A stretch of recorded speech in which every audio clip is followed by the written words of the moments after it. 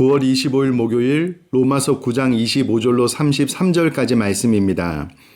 호세아의 글에도 이르기를 내가 내 백성 아닌 자를 내 백성이라 사랑하지 아니한 자를 사랑한 자라 부르리라.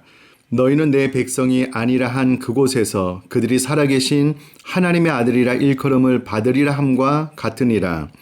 또 이사야가 이스라엘에 관하여 외치되 이스라엘 자손들의 수가 비록 바다의 모래 같을지라도 남은 자만 구원을 받으리니 주께서 땅 위에서 그 말씀을 이루고 속히 시행하시리라 하셨느니라. 또한 이사야가 미리 말한 바 만일 만군의 주께서 우리에게 씨를 남겨두지 아니하셨더라면 우리가 소돔과 같이 되고 고모라와 같았으리로다 함과 같으니라. 그런즉 우리가 무슨 말을 하리요? 의를 따르지 아니한 이방인들이 의를 얻었으니 곧 믿음에서 난 의요. 의의 법을 따라간 이스라엘은 율법에 이르지 못하였으니 어찌 그러하냐? 이는 그들이 믿음을 의지하지 않고 행위를 의지함이라. 부딪힐 돌에 부딪혔느니라. 기록된 바 보라 내가 걸림돌과 거치는 바위를 시온에 두노니 그를 믿는 자는 부끄러움을 당하지 아니하리라 함과 같으니라. 아멘.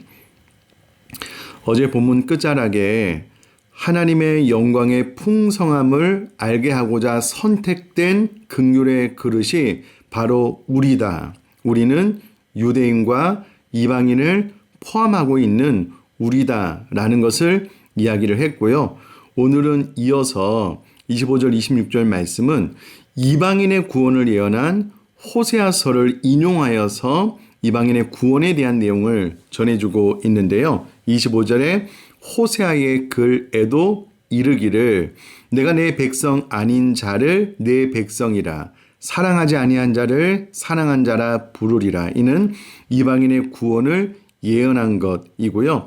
26절도 마찬가지입니다. 그러므로 하나님의 영광의 풍성함을 알게 하고자 선택된 긍휼의 그릇이 첫 번째는 이방인이다. 그리고 27절, 29절까지는 이스라엘의 남은 자의 구원을 예언한 이사야서를 인용하여서 또 하나님의 영광의 풍성함을 알게 하고자 선택된 긍휼의 그릇 이방인이다. 그런데 이사야의 말을 인용해서 이방인이 다 구원을 받는 것은 아니다. 그들의 수가 비록 바다의 모래 같을지라도 남은 자만 구원을 받게 될 것이다. 그리고 이와 같은 일을 28절에 주께서 땅 위에서 그 말씀을 이루고 속히 시행하시리다. 완벽하게 이루어질 것이고 속히 시행하실 것이다. 그런데 29절에 또 이사야의 말을 인용하여서 만일 만군의 주께서 우리에게 씨를 남겨두지 아니하셨더라면 우리가 소돔과 같이 되고 고모라와 같았으리로다 함과 같으니라. 이 말을 통해서 이스라엘의 남은 자도 하나님의 영광의 풍성함을 알게 하고자 선택된 자, 그들이 남았다라는 것을 이야기를 해주고 있는데요. 우리가 29절은 주목해서 볼 필요가 있습니다. 하나님께서 우리에게 씨를 남겨두지 아니하셨더라면 이스라엘 백성들 가운데 남은 자를 남겨두지 아니하였더라면 우리가 소돔과 같이 되고 고모라와 같이 완벽하게 멸망을 받았을 것이다 라고 이야기를 해주고 있습니다. 이는 창세기 19장에 나오는 소돔과 고모라 심판을 예로 들어서 설명을 해주고 있는데요. 우리가 여기서 다시 한번 말씀드리지만 주목해야 될 것은 소돔과 고모라가 멸망될 때에 롯의 가정 가운데 롯과 그의 두 딸만 구원을 받았다라는 겁니다. 소돔과 고모라 전체가 하나님의 심판을 받았을 때에 단 3명만 건짐을 받았습니다. 또한 노아의 홍수 때에 창조과학계의 설명에 의하면 오늘날 현존하는 인류가 그때 당시에 살았을 것으로 추정하고 있는데 노아의 가족 8명만 구원을 받았다. 우리가 이것은 정말 심각하게 생각을 해야 될 부분이고요.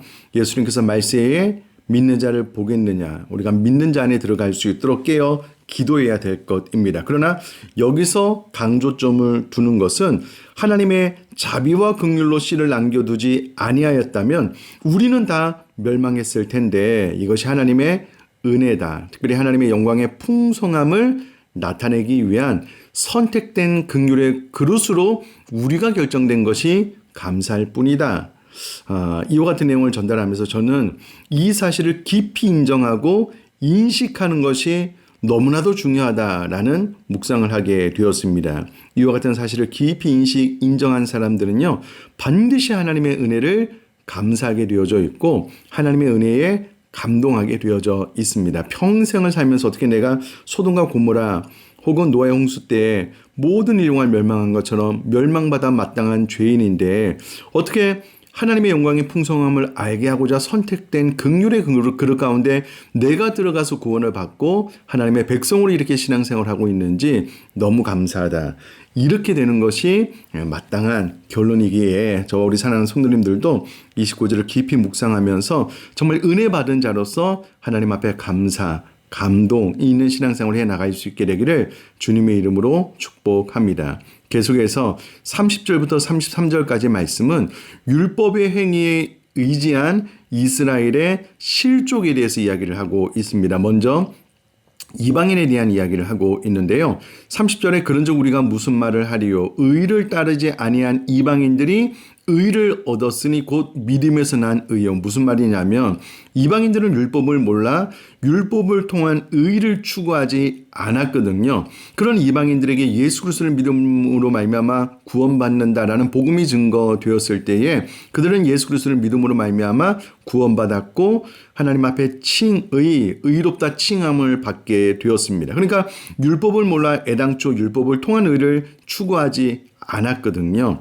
반면 31절에 의의 법을 따라간 이스라엘은 율법에 이르지 못하였다. 율법에 이르지 못하였다라는 말은 그 율법이 목표하는 바에 이르지 못했다라는 겁니다. 율법을 100% 지키지 않으면 의롭다 칭함을 받을 수도 없고 율법을 100% 지키지 않으면 정죄함을 받아서 그 죄에 대한 대가, 죄에 대한 책망, 죄에 대한 징계가 있는데 이스라엘 백성들은 전적으로 타락했기 때문에 암만 율법을 100% 지키려고 해도 그 율법에 이르지 못한 것에 대해서 31절에 이야기를 해주고 있습니다. 그러면서 32절에 어찌 그러하냐? 이는 그들이 믿음을 의지하지 않고 행위를 의지함이라. 율법을 100% 지켜 의롭다함을 받으려는 행위를 의지하려고 해야 하였기 때문이다. 그래서 복음과 부딪히게 되었다. 그러므로 33절에 기록된 바 보라 내가 걸림돌과 거치는 바위를 시온에 두노니 그를 믿는 자는 예수님을 믿는 자는 부끄러움을 당하지 아니하리라 함과 같으니라. 이 또한 이사야의 예언이 성취된 것을 이야기를 하고 있는데요. 이스라엘의 실족은 하나님께서 시온에 두신 돌이 거치는 반석이 되기도 하고 구원을 얻게 하는 돌이 되기도 할 것이라고 하였던 이사야의 예언이 성취된 것을 말해주고 있습니다. 그러니 예수 그리스도를 믿음으로 말미암아 구원받는다라는 것을 받아들이면 그들이 믿음으로 말미암아 의롭다 칭함을 받을 수 있는데 걸림돌과 거치는 바위가 된 거예요. 그래서 율법으로만 의롭게 될 수 있다라고 생각을 하고 자꾸 도전을 하니 결국은 실족하게 된 것에 대해서 오늘 본문이 이야기를 해주고 있습니다. 전체적인 내용 가운데 한 가지 큰 은혜를 앞서 29절로 나눴는데 이 사실을 깊이 인정하면서 내가 의로운 행위로가 아니라 하나님의 자비와 긍휼, 하나님의 영광의 풍성함을 알게 하고자 선택된 긍휼의 그릇이기에 내가 값없이 하나님의 은혜를 받았구나. 정말 은혜 받은 자로서 감사가 넘치는 신앙생활을 해야 되겠구나라고 생각을 하시고 은혜 안에 살아갈 수 있는 저와 우리 사랑하는 성도님 될 수 있기를 주님의 이름으로 축복합니다.